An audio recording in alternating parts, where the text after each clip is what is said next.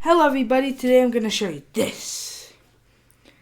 Now, what is this? Well, you can already tell what it is. It's a portable desktop table lamp, of course.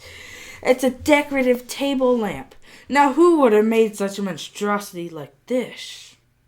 Me, of course. Well, I had this idea on my bucket list for a while to make this, and then when I got my scroll saw, which I used to cut out this wood, and a drill press, which I used to push in the nails without hammering them, I was like, you know what, I think it's time to make it. And when I got the trash day wood for a trash day, 4 slabs. So I was able to make this once I finally had all the materials, and then the sockets I got off of Amazon, of course.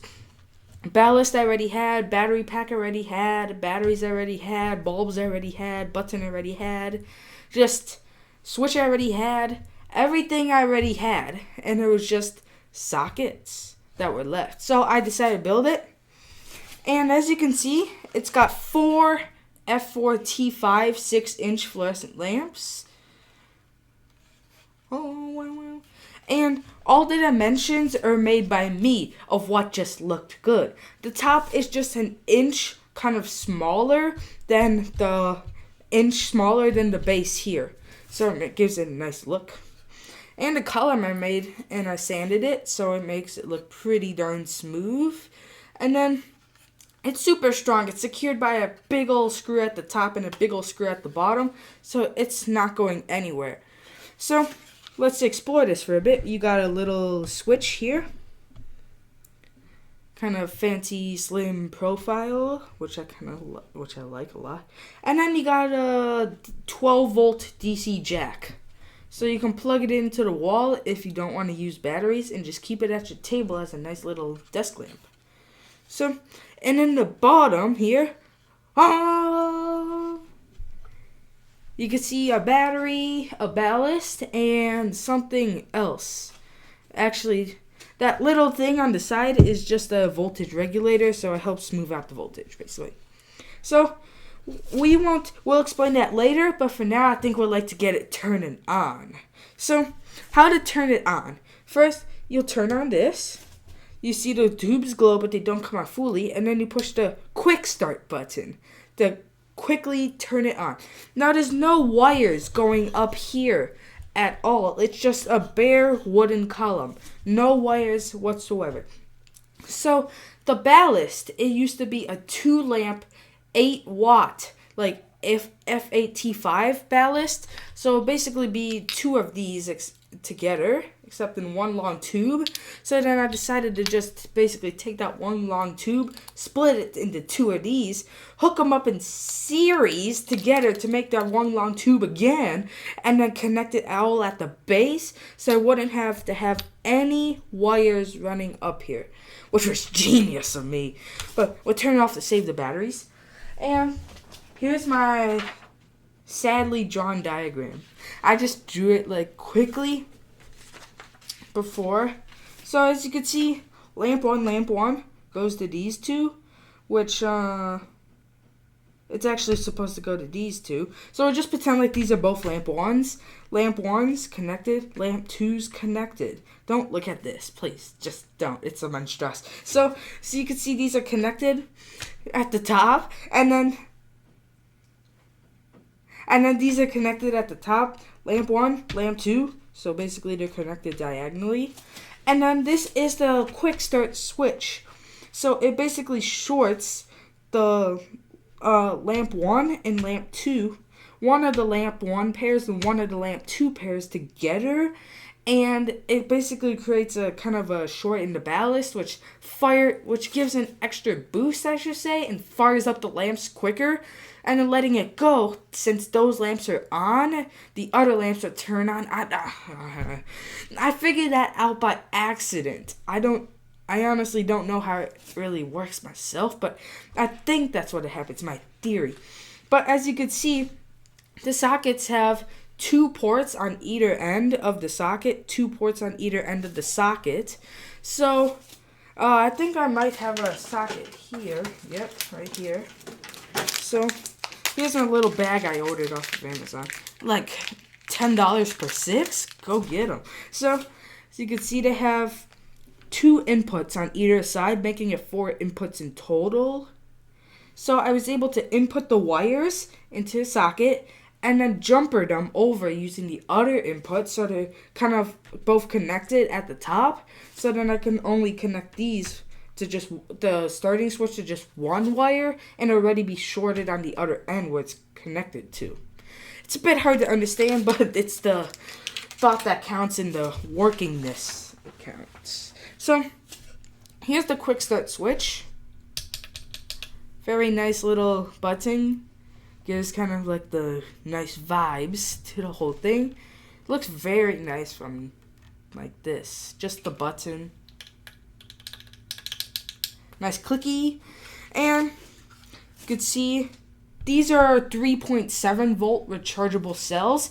So it will make 3 of them. 3 times 3.7 would make about 12 volts to power the driver, the fluorescent driver here.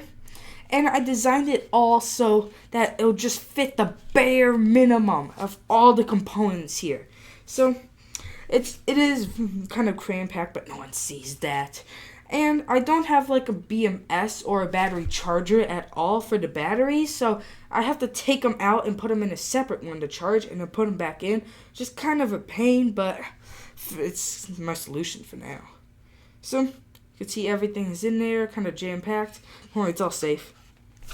And so you turn it on, push the quick start, turns it on right away.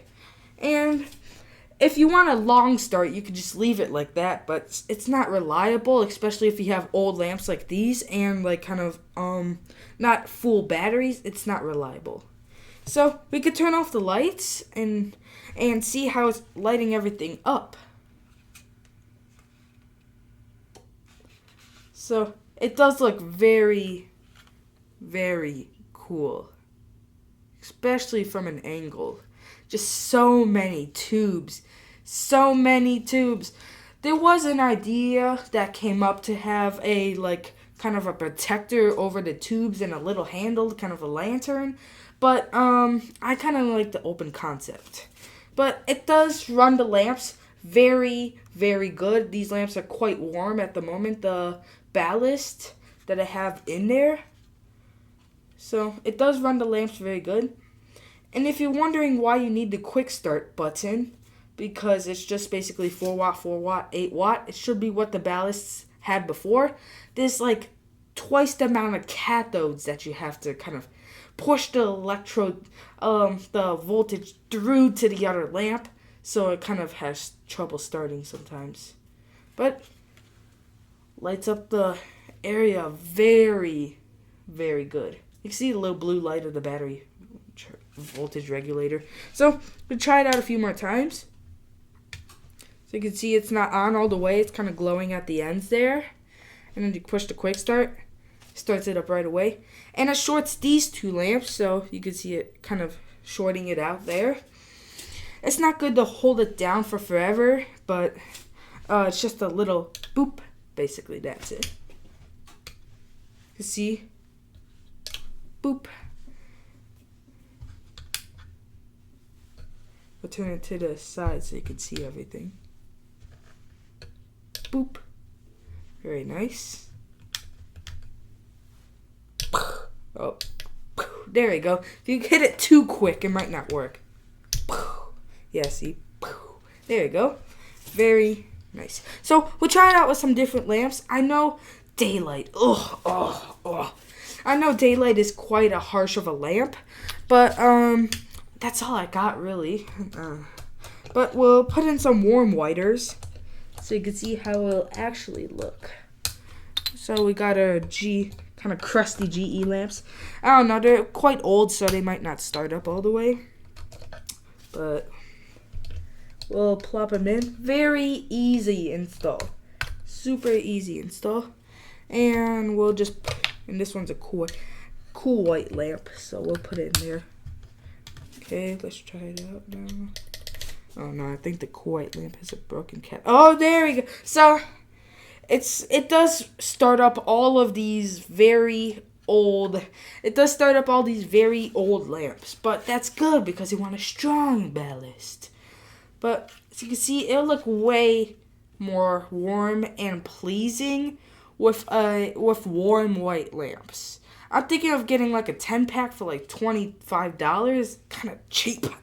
So, but I think it'll just look very nice with the warm white lamps for sure. Try out the quick starting method. Oh, yeah, these lamps are old. It's kind of flickering a bit there. These lamps are old, so it makes sense that they will flicker. Very nice. So I know what you all want. Since these are kind of hooked up in pairs, if you lose a lamp, it would not start at all. So you kind of need all the lamps to like help start it. But let's just go ahead and put in a EOL lamp. We'll put it on this side because this side's the lucky side. And then, wait, maybe it was the other side. Yeah, and it just wouldn't do anything. Let's flip it around. Okay. Yeah, see? It'll just do that. It'll just kind of fizzle out with the EOL lamp. So you see the quick start starts these, but then it can't start these after.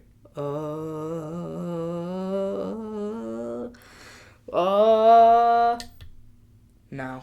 So, yeah, it just glows dimly, really. I can't really start it. So it's real fun to kind of like, if you have one good lamp, it's real fun to just kind of like try it out with every single lamp to find a dead one. So it makes it a fun game too. So, but very nice. As you can see, kind of the design I was looking for. So we'll put in our lamps.